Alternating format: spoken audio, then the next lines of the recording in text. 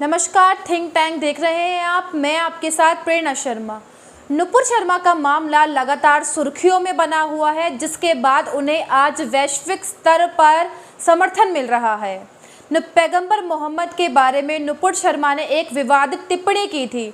उसके बाद अलकायदा ने उसका अपमान बनाते हुए उसका बदला लेने के लिए भारत पर आत्मघाती हमला करने की साफ साफ धमकी दी है। बोला है वह उसका बदला ज़रूर देगा। इसी पर कटाक्ष करते हुए बात करते हुए केंद्रीय मंत्री मुख्तार अब्बास नकवी सामने आए हैं और उन्होंने बोला है कि धर्म के नाम पर ये जो जिहादी हैं, ये खूनी खेल खेलना चाहते हैं। ये अलकायदा जो है मुस्लिमों का रक्षक नहीं बल्कि भक्षक बन गया है। बड़ा बयान सामने आया है केंद्रीय मंत्री की तरफ से। अब जिस हिसाब से देखना ये है कि बड़े लोगों का समर्थन है नुपुर शर्मा को मिल रहा है, जिस हिसाब से ये जो पूरा मुद्दा है ये वैश्विक स्तर पर चला गया है। अब यहाँ पर दो बात हैं। जिस तरीके से कट्टरपंथियों को, जिहादियों की जो उनके समर्थकों की जो धमकी नुपुर शर्मा को आज मिल रहा है, लेकिन इसके बावजूद उन्हें समर्थन भी मिल रहा है वैश्विक स्तर पर। उन्हें नुपुर शर्मा को सांसद, विधायक, सेलिब्रिटीज़, बड़े बड़े स्कॉलर अब समर्थन करने लगे हैं नुपुर शर्मा का, क्योंकि अब दो अलग अलग मामले यहाँ पर हैं। यदि हम साफ तौर पे देखें तो नुपुर शर्मा के ऊपर बीजेपी ने, भारतीय जनता पार्टी ने कार्यवाही करी। अब कार्यवाही का मतलब ये नहीं है कि बीजेपी ने उन्हें ऐसे ही छिटका दिया कि तुम्हारे साथ जो भी होगा हम तुम्हारे जिम्मेदार नहीं हैं। भारत सरकार ने नुपुर शर्मा को ऐसे ही नहीं छोड़ा है। अब तुम्हारे ऊपर कोई भी कार्यवाही होगी तो हम तुम्हारे साथ नहीं हैं, ऐसा भारतीय जनता पार्टी या भारत सरकार ने ऐसा नहीं बोला है। बीजेपी ने जब उन्हें सस्पेंड किया है तो वह इस पूरे मामले की जांच कर रहे हैं और जांच के बाद ही पता चलेगा कि बीजेपी को भाजपा में इसमें दोबारा रखा जाएगा या उन्हें पूरी तरह से निष्कासित कर दिया जाएगा, उनके ऊपर किस प्रकार का एक्शन लिया जाएगा। ये लगभग उसी तरीके का मामला है, क्योंकि बीजेपी संविधान में ये लिखा हुआ है कि सभी धर्मों का समान आदर करेंगे, किसी के खिलाफ ऐसी टिप्पणी नहीं करेंगे जिससे किसी धर्म या जाति की भावनाएं आहत हों। उस आर्टिकल के अकॉर्डिंग, संविधान के अनुच्छेद के अकॉर्डिंग ये कार्यवाही की है, ना कि नुपुर शर्मा को छोड़ दिया गया है। जो भी परिस्थितियां बनी हैं उससे ऐसा लग रहा है कि भारतीय जनता पार्टी ने कार्यवाही कर दी है, तो पूरे हिंदुस्तान में ऐसा लग रहा है कि ना ही बीजेपी ना ही सरकार कोई भी नुपुर शर्मा के साथ खड़ा हुआ है। अब ये जो भूल हुई है इन लोगों से, इसी का जवाब अब सामने से मिलने लगा है, जिसके तहत सरकार सामने आई। दिल्ली पुलिस ने नुपुर शर्मा को सुरक्षा मुहैया कराई और अब धीरे धीरे भारतीय जनता पार्टी के जो नेता हैं एक एक करके किसी न किसी स्तर पर ये दिखाने की कोशिश कर रहे हैं कि नुपुर शर्मा, जो कि बीजेपी की प्रवक्ता हैं, उस टिप्पणी के कारण हम उनके ऊपर कार्यवाही कर रहे हैं। इसका मतलब सरासर भी ये नहीं है कि नुपुर शर्मा के साथ भाजपा खड़ी नहीं है। इसका मतलब बिल्कुल ये नहीं है कि नुपुर शर्मा अब अकेली हो गई हैं, क्योंकि नुपुर शर्मा ने भी ये बात की थी कि हम बीजेपी के साथ जुड़े हैं, इसी के साथ हम आगे बढ़े हैं, इसी के साथ से हमें पहचान मिली है। यदि इसने कोई कार्यवाही करी है तो कुछ सोच समझ के ही की होगी। यानी कि भाजपा और भारत के जो शासन व्यवस्था है, यानी कि सरकार जो है, सरकार और पार्टी के बीच एक दायरा होता है। उसी दायरे के कारण कुछ मजबूरियां होती हैं, अंतर होता है। उन्हीं मजबूरियों के कारण नुपुर शर्मा पर कार्यवाही की है भारतीय जनता पार्टी ने। लेकिन अब इस सभी के बीच जो मुस्लिम एजेंडा, मुसलमानों का जो एजेंडा है वह सामने आ रहा है। मुस्लिम देशों ने इस मुद्दे को उठाया, ओआईसी ने इस मुद्दे को उठाया और भारत सरकार के खिलाफ बोला। और अब भारत सरकार ने अरब देशों से डायरेक्ट डील इन देशों से नहीं किया। ये बस एक प्रोपेगेंडा फैलाया जा रहा है, बताया जा रहा है कि भारत सरकार ने माफ़ी मांगी है, लेकिन भारत सरकार ने ऐसा कुछ भी नहीं किया है। भारत सरकार ने इनसे किसी भी तरीके का कोई भी वादा नहीं किया है, किसी से भी माफ़ी नहीं मांगी है। भारत सरकार ने सिर्फ इतना कहा है, भारतीय जनता पार्टी ने भी बस इतना कहा है कि इस टिप्पणी का उनसे कोई भी लेना देना नहीं है, ना ही सरकार का लेना देना है और ना ही पार्टी का लेना देना है, और ना ही वह पार्टी के खिलाफ बोले हैं, ना ही पार्टी के नियमों के खिलाफ बोली है, पार्टी के नियमों के खिलाफ कोई टिप्पणी नहीं करी है। और नुपुर शर्मा ने भी यही बयान दिया कि भावनाओं में बहकर, भावावेश में आकर उन्होंने इस प्रकार की टिप्पणी करी। लेकिन यहाँ पर इसकी सज़ा कौन देगा? कोर्ट देगा, कानून देगा। हम लोकतांत्रिक देश में हैं, हमारे लिए अदालतें हैं, कोर्ट है। यहाँ पर किसी भी प्रकार का शरियाए कानून नहीं चलेगा, जिहादी कानून नहीं चलेगा, बिल्कुल भी ऐसा नहीं होगा। गर्दन के बदले गर्दन, आँख के बदले आँख, ऐसा नहीं चलेगा। हम लोकतांत्रिक व्यवस्था में है, कानूनी व्यवस्था हमारे लिए उपस्थित है आज भारत में, तो जो भी फैसला लेगा हमारा कानून लेगा। अब अरब देश में जो ये लोग हमारे खिलाफ खड़े हुए हैं, मोहम्मद साहब की टिप्पणी को लेकर उन्होंने इतने लोगों को बुलाया।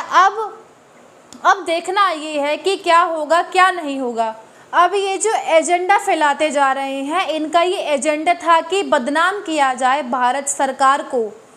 अब सवाल ये है कि कांग्रेस भी क्या अब इन जिहादियों के साथ मिली हुई है? जिस तरीके से इन्होंने एक ट्वीट को इतना वायरल किया है पैगंबर मोहम्मद साहब की इस टिप्पणी को।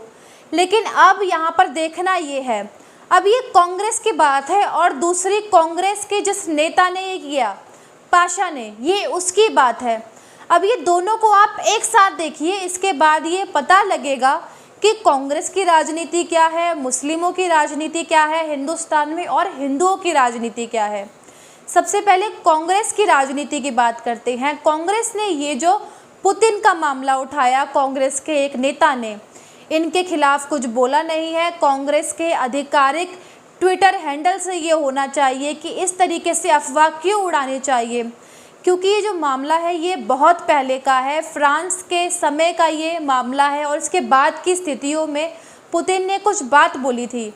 उन्होंने कहा था, और ये जो कहा भी था उन्होंने, ये बड़ी सामान्य सी बात है, किसी के भी धार्मिक भावनाओं को ठेस नहीं पहुंचानी चाहिए, और वो स्थिति जो होती हैं वो पैदा हुई। और अभी के समय में पुतिन को इसमें क्यों लाया जा रहा है, इसके पीछे एक बहुत बड़ी रणनीति है, क्योंकि भारत सरकार ने यूक्रेन विवाद में अभी तक रूस का समर्थन किया है। यूक्रेन विवाद में अभी तक भारत उनके साथ नहीं खड़ा है। भारत ने अभी तक ये नहीं कहा है कि रूस और यूक्रेन का विवाद जो है वह वैश्विक विवाद है। उन्होंने कहा कि ये दोनों देशों की बॉर्डर की स्थिति है, बॉर्डर डिस्प्यूट है, और ये दोनों देशों के आपस की जो दूरी है ये उनका मामला है। भारत सरकार ने इसमें अभी तक इसे वैश्विक मामले का अभी किसी भी तरीके से उन्हें संज्ञा नहीं दी है। भारत ने कहा है कि ये दोनों देशों की स्थिति है, बॉर्डर डिस्प्यूट है, उसके साथ ही जो वहाँ पर धुरी बनी हुई है, यानी कि नाटो में शामिल होना या नहीं होना, ये रूस का सवाल है, रूस के अस्तित्व का सवाल है, ये एक पर्सनल इंटरेस्ट है उनका।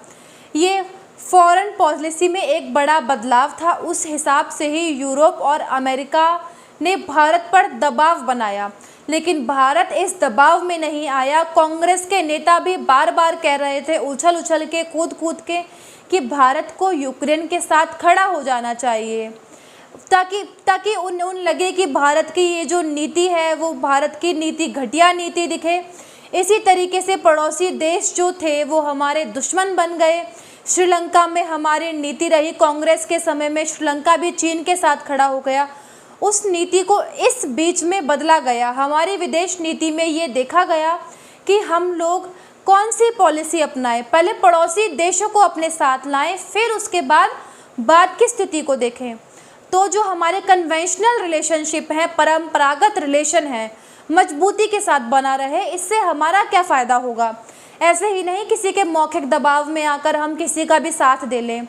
अब कांग्रेस का ये दूसरा मामला सामने आया कि नुपुर शर्मा विवाद में पुतिन का जो मामला है उखाड़ने की कोशिश करी।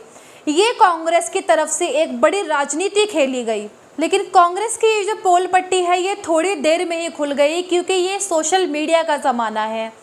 अब यहाँ पर सबसे बड़ा सवाल ये आ रहा है कि सरकार इस पर क्या फैसला लेगी, कि इधर बदनाम करने की कोशिश की जा रही है, लोगों को भड़काया जा रहा है। अब इस तरीके की चीज़ों के लिए ये जो छोटे मोटे मामले होते हैं साइबर क्राइम के दायरों में ये चीज़ आते हैं। अब इसमें कोई यदि रिपोर्ट दर्ज करवाएगा तो कांग्रेस के खिलाफ अवश्य ही कार्यवाही होगी कि ऐसे उड़ाने की कोशिश की गई। अब ये तो कांग्रेस की पॉलिसी हो गई।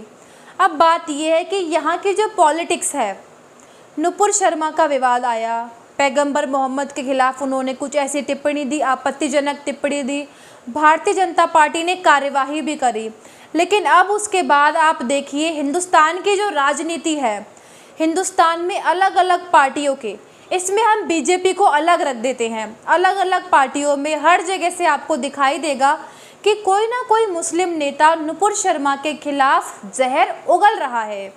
उन्हें ये नहीं है कि वो मुस्लिम नेता उन जिहादियों के खिलाफ जहर उगले, उनके खिलाफ कुछ बोले, कुछ ऐसा बोले उनके खिलाफ कि भारत की कानून व्यवस्था के अंदर नुपुर शर्मा के खिलाफ FIR दर्ज हो गया है, पार्टी ने भी कार्यवाही कर दी है। तो तुम कौन होते हो? अलकायदा कौन होता है? कट्टरपंथी कौन होता है जो इन्हें मारने की धमकी देता है?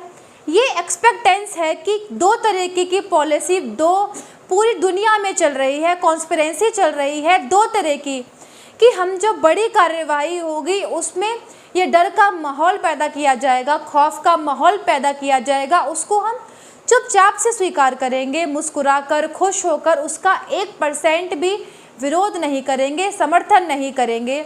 अब यहाँ पर विरोध नहीं करने का मतलब होता है समर्थन करना। जब हम किसी का विरोध नहीं करते तो सीधी सीधी बात है समर्थन करना। अब आप देखिए, आपको याद हो कि जिस तरीके से पत्रकारों को गोली मार दी गई फ्रांस में और कोई जगह पे, इसी तरीके से आज नुपुर शर्मा का मामला आया है। कट्टरपंथी और जिहादी लोग मार देंगे, बम चला देंगे, बम से उड़ा देंगे।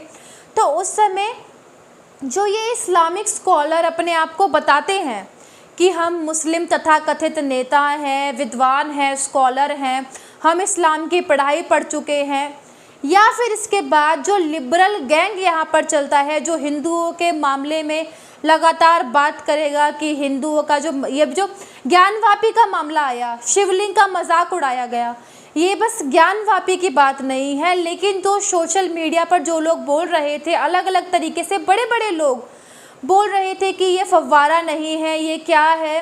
बड़े बड़े लोग, एडिटर लेवल के लोग इस बात को दिखा रहे हैं कि जहाँ पर पत्थर रखा हुआ था पूजने लगे, पत्थर को पूजने लगे। लीची के बीज का उदाहरण दिया गया, कुतुब मीनार का, अजीबोगरीब चीज़ें चलाई गई। अब वो सब लोग कहाँ हैं? अब वो चुप बैठे हैं। अब वो लोग कहाँ हैं? ये एक एकता है जो हिंदू धर्म के देवी देवताओं के खिलाफ ही एकता करते हैं। अब किसी और धर्म में अगर इस प्रकार की टिप्पणी आए तो ये जो बड़े लेवल की ये जो कार्यवाही है, जिहादियों के द्वारा मार देते हैं, हत्या कर देते हैं, इन चीज़ों में ये जो विरोध किया जाना चाहिए। आप जाके देखिए इन लोगों को कि कभी भी यदि ऐसा होगा, ओवैसी जैसे लोग ये नहीं कहेंगे कि ये बिल्कुल नहीं होना चाहिए। ये सिर्फ इतना कहेंगे कि जो कार्यवाही हुई है उसके बारे में आप जाने दीजिए, उसके बारे में छोड़ दीजिए, इन्होंने गलत किया। यही बात आज नुपुर शर्मा में हो रही है कि ये लोग दो धाराओं में बटे हुए हैं। जो दूसरी धारा है वो बटी हुई है। हिंदुस्तान की हर पार्टी की मुस्लिम लीडर के ज़बान से आज हर मुस्लिम लीडर के नुपुर शर्मा के लिए जहर ही उगलेगा, गलत ही उठेगा। लेकिन आज नुपुर शर्मा के समर्थन में आज किसी भी नेता के मुंह से ये आवाज़ नहीं निकलेगी कि यदि बीजेपी ने उनके खिलाफ एक्शन ले लिया है, उसके अलावा नुपुर शर्मा के खिलाफ कॉन्स्पिरेंसी की जा रही है, डर के साए में वे बैठी हुई हैं, उसके खिलाफ ये एकजुट होकर बैठे। ऐसा नहीं होगा, ऐसा कोई भी नहीं करेगा। इन्हें ये खूनी खेल खेल रहा है, कोई भी ये नहीं बोलेगा कि ये खूनी खेल यहाँ पर नहीं चलेगा। नुपुर शर्मा के केस में वैश्विक स्तर पर समर्थन मिलने लगा है, जिहादियों की पोल पट्टी खुलने लगी है। ये जो कांग्रेस के नेता हैं ये जिहादी पोल पट्टी का सहारा ले रहे हैं, फेक प्रोपेगेंडा चला रहे हैं सोशल मीडिया पे, उन सब की पोल पट्टी खुल गई है। लेकिन साथ ही यदि बीजेपी के खिलाफ कार्यवाही बीजेपी ने नुपुर शर्मा के खिलाफ कर भी दी है, लेकिन उन्हें नहीं छोड़ा है। जैसा कि बयान आया है, हमारे गृह मंत्री का ये बयान भी आया है, तो उससे साफ पता लगता है कि नुपुर शर्मा को हमारे देश की सरकार ने अकेला नहीं छोड़ा है, सब उनके साथ हैं।